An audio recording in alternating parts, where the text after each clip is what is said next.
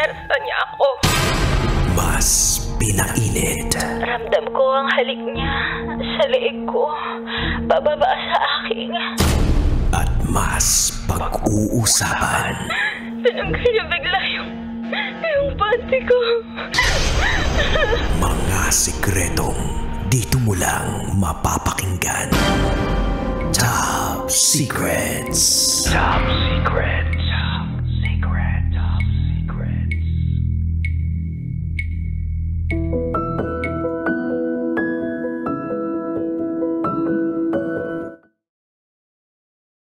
Hi Kabisyo, it's me, DJ Rocky Terra, and welcome to the program Rated SPG.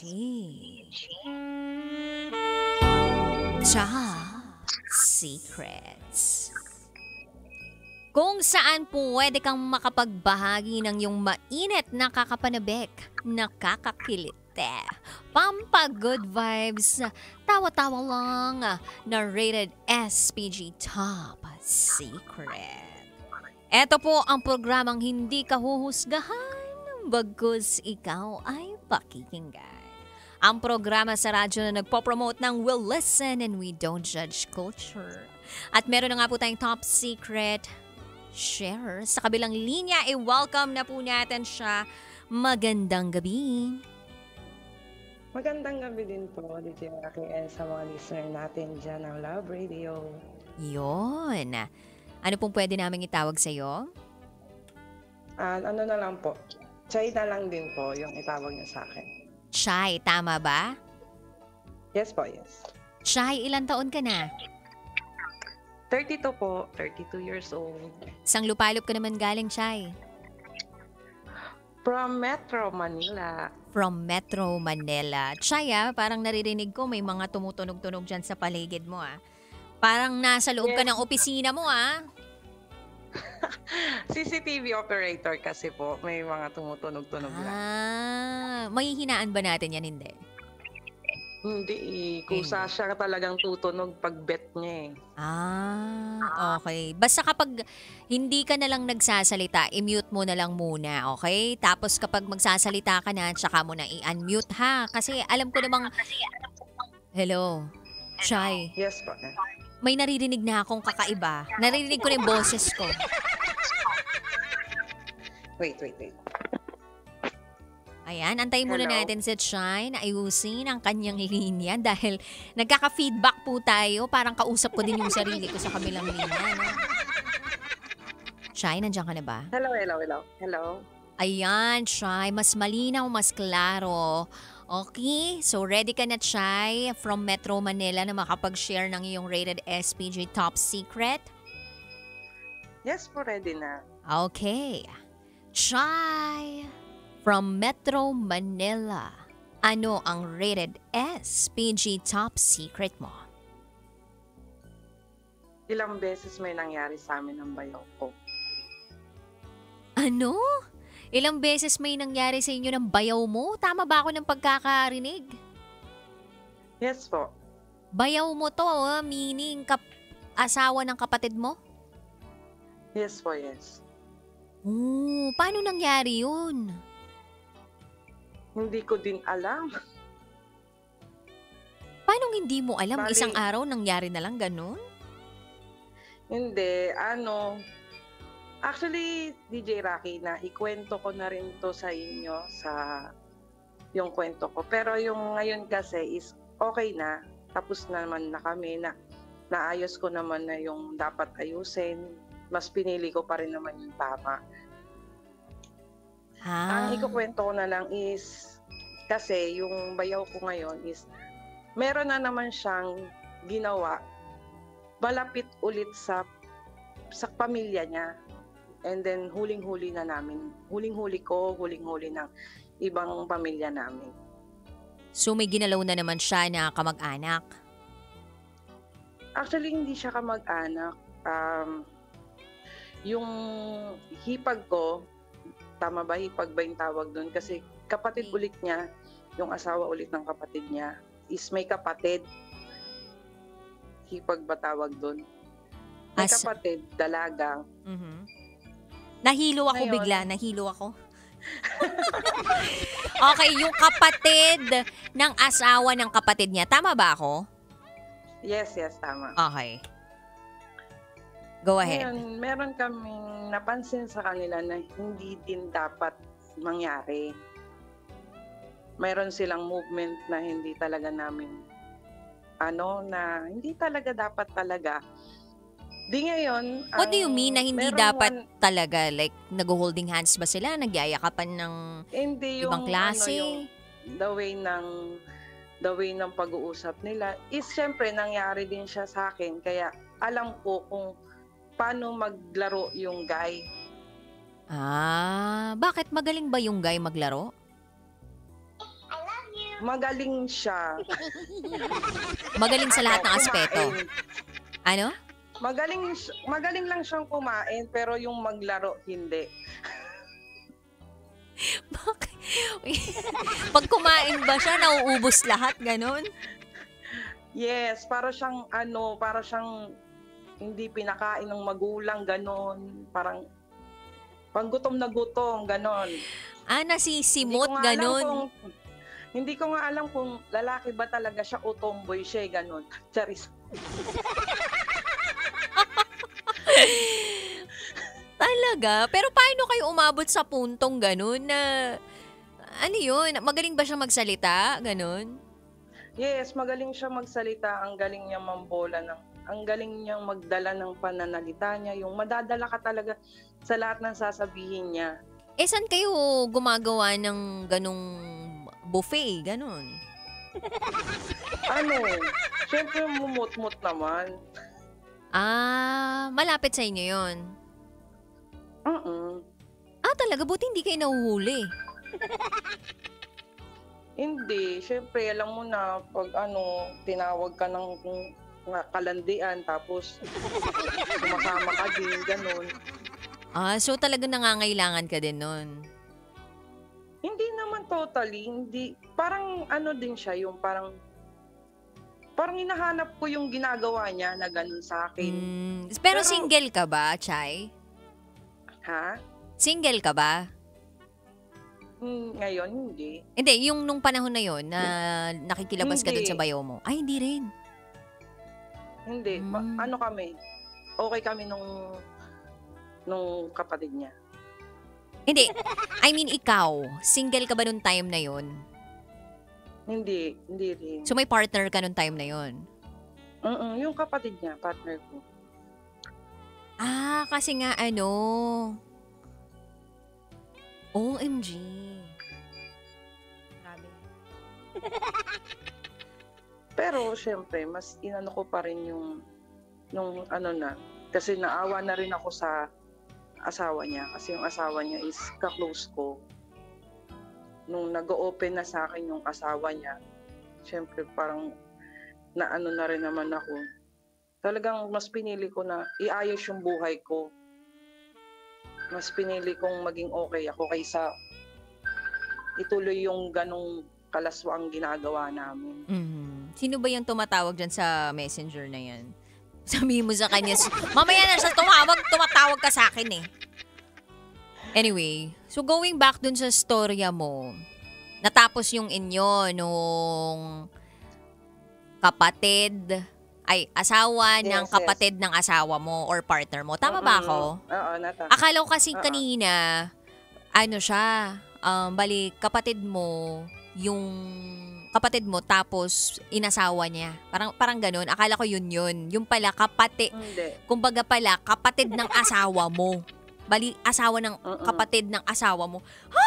Ang hirap naman i-explain no, i-describe nun. Parang kailangan ko ng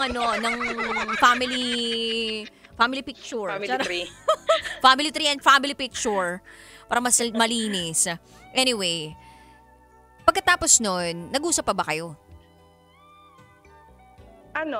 Eto na nga yung, 'di ba meron na siyang mas may bago siyang nilalandi ngayon. Which is mas okay sa akin kasi hindi niya na ako kinukulit, hindi niya na ako chinachat. Wala na siyang sa akin. Okay na sa akin 'yun. Kaso nga lang may issue kasi may biglang nag-chat sa kanila. na doon sa babae, tapos sa asawa niya, na parang nagbanta na, hindi naman totaling banta, parang binigyan ng idea yung asawa niya mismo na bantayan mo yung asawa mo kasi ganito, ganyan, ganyan, ganyan. Tapos doon sa babae may nag-chat din daw. Tapos sa akin may nag-chat din talaga din sa akin na sabi niya, alam ko may alam ka, ginaganon ako. Pero hindi ko pinansin. Ngayon yung guy, nagulat ako, tumawag sa akin. Sabi ko, bakit? Sabi ko sa kanya. Kasi yung sinabi niya sa akin na, Chay, may nagte-text kasi dito, ganto ganyan, sinabi niya sa akin. Ngayon sabi ko, so anong tingin mo? Ako yung nanggugulo sa inyo dyan? Sabi ko sa kanya. Ngayon sabi niya, pag nalaman ko to is magdedemanda ako. Di sabi ko naman sa kanya, magdemanda ko, wala namang problema. Sabi ko sa kanya, para malaman mo kung sino yan. Sabi ko, wag mo akong pagbintangan dyan kasi okay na ako, sabi ko sa kanya. Tsaka bakit mo ite-text yung sarili mo, di ba? O i-chat yung sarili mo, guguluhin mo pa yung sarili mo. Oo, yun nga yung sabi ko sa kanya, ba't ko pagguguluhin yung sarili ko, okay na ako, sabi ko sa kanya. Di ngayon, sinasalin nila ako dun sa issue nila, which is yung issue namin is talagang sinikreto lang talaga namin, walang nakakaalam.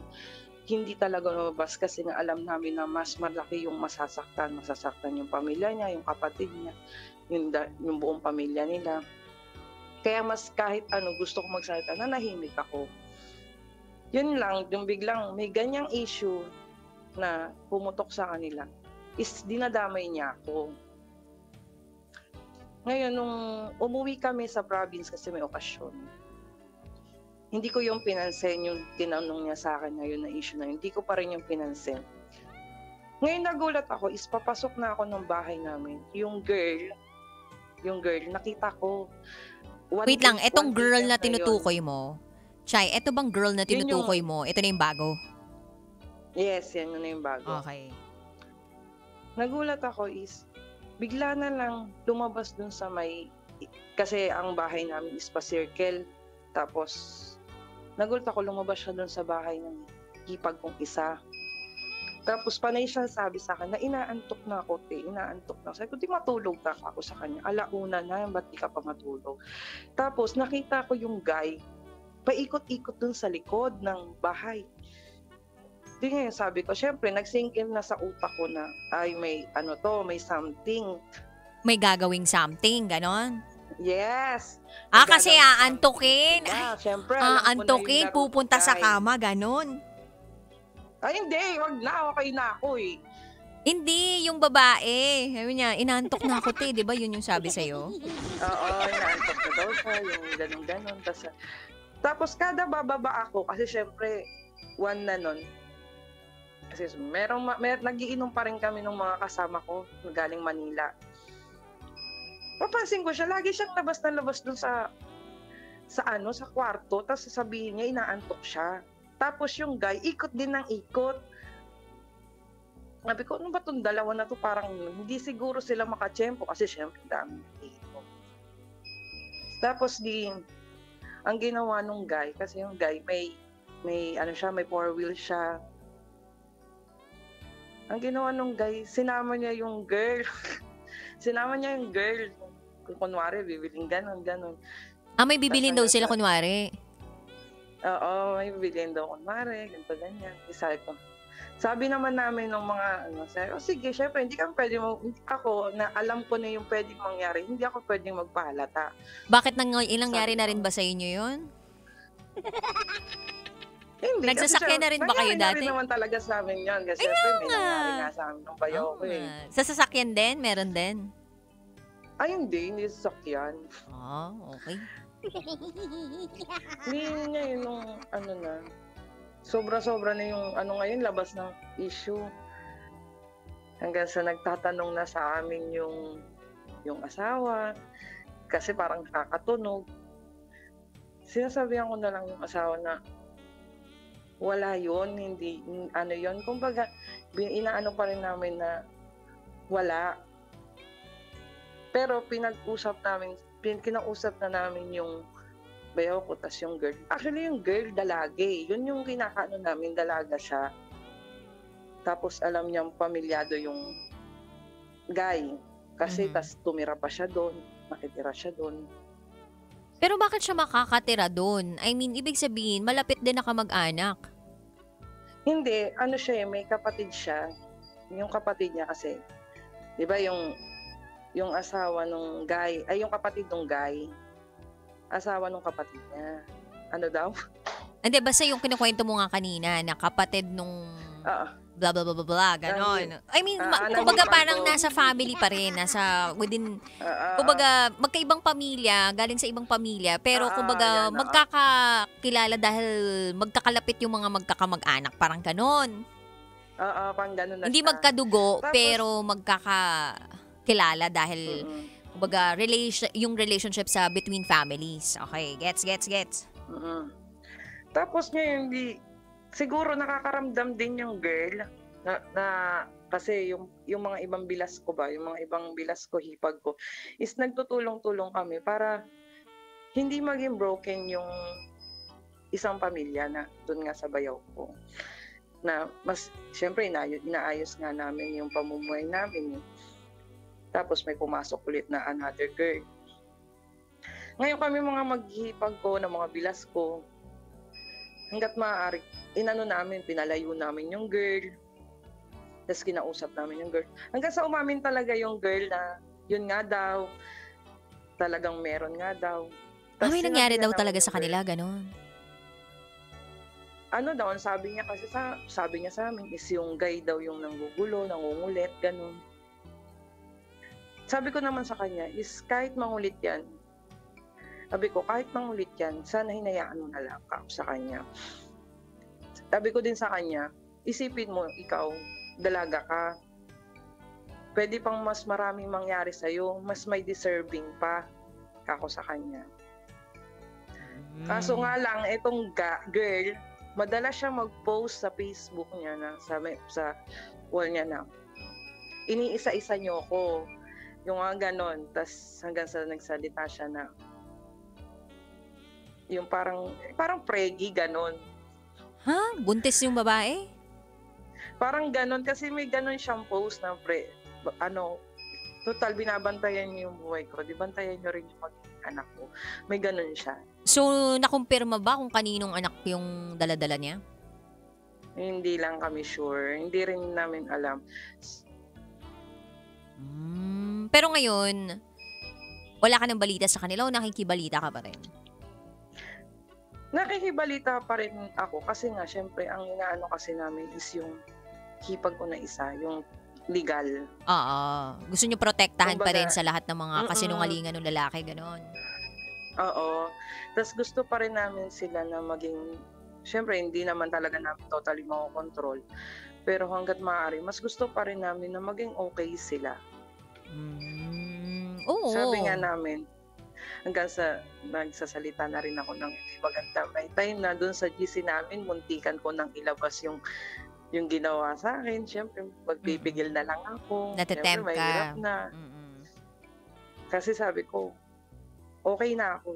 Kumbaga, nalagpasan ko na yung ganyang sitwasyon. Pero honest question, nagkaroon ka ba ng feelings dito sa bayaw mo? Ano lang, wala talaga. Yung ano lang talaga, parang sabihin na natin, ka-LL lang. Ano ibig sabihin na LL? Kubo. Kalibugan. Kabilugan ng buwan. Kabilugan. Oh, yes. Parang kabilugan ng buwan.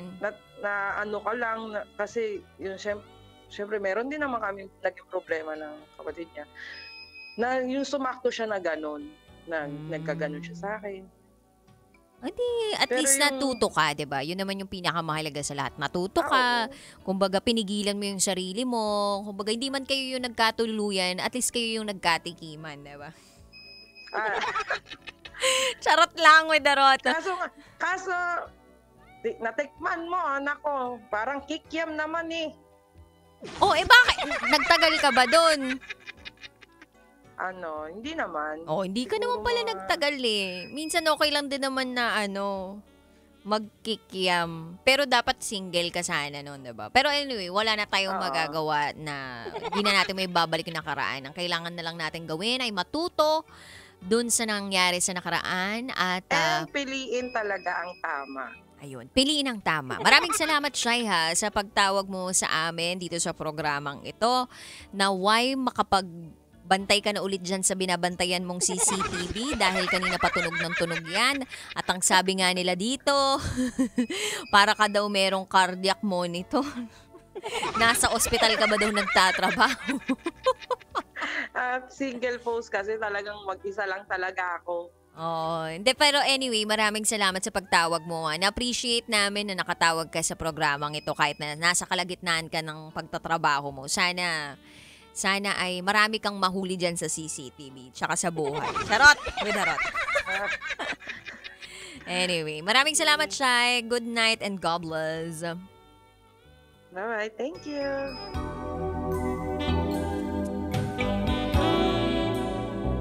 At dyan po natatapos ang ating Rated SPG Top Secret.